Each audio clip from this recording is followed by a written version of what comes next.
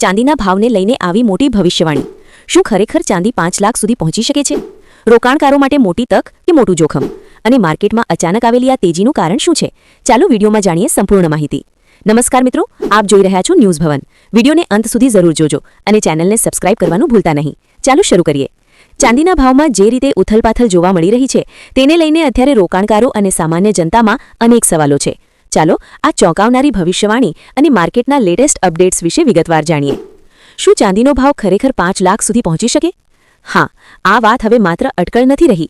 જાન્યુઆરી 2026માં જ ચાંદીએ ભારતીય બજારમાં 4 લાખ રૂપિયા પ્રતિ કિલોનો ઐતિહાસિક આંકડો પાર કરીને સૌને ચોંકાવી દીધા હતા। નિષ્ણાતોનું માનવું છે કે જો અત્યારની જેવી જ સ્થિતિ એટલે કે ઔદ્યોગિક માંગ અને વૈશ્વિક તણાવ ચાલુ રહેશે તો વર્ષના અંત સુધીમાં અથવા આવનારા સમયમાં ચાંદી 4.6 લાખથી 5 લાખ સુધી પહોંચવાની પૂરેપૂરી શક્યતા છે। માર્કેટમાં અચાનક આવેલી આ તેજીના મુખ્ય કારણો। ચાંદી માત્ર એક ઘરેણું નથી પણ એક કિંમતી ઔદ્યોગિક ધાતુ છે।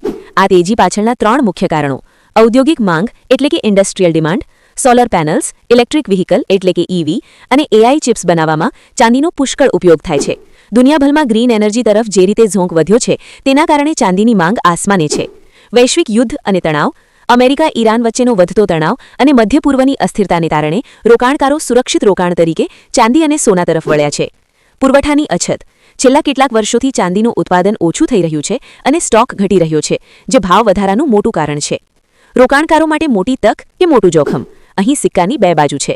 લાંબા ગાળાના રોકાણકારો માટે ચાંદી અત્યારે નવી સોનું સાબિત થઈ રહી છે। જે રીતે ઔદ્યોગિક વપરાશ વધી રહ્યો છે તે જોતા ભવિષ્યમાં સારા વળતરની આશા છે। જોખમ: સાવચેતી। ફેબ્રુઆરી 2026ના શરૂઆતના દિવસોમાં આપણે જોયું કે ચાંદી 4 લાખની સપાટીથી ઘટીને 2.9 લાખથી 2.9 લાખ સુધી પણ નીચે આવી રહી હતી।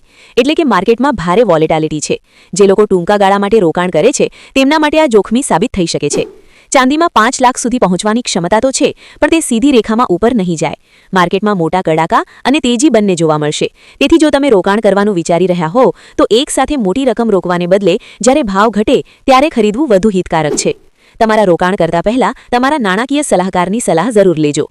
વધુ અપડેટ્સ માટે જોતા રહો ન્યૂઝ ભવન। વિડીયો ગમ્યો હોય તો લાઇક અને શેર જરૂર કરજો। જય હિન્દ, જય કિસાન।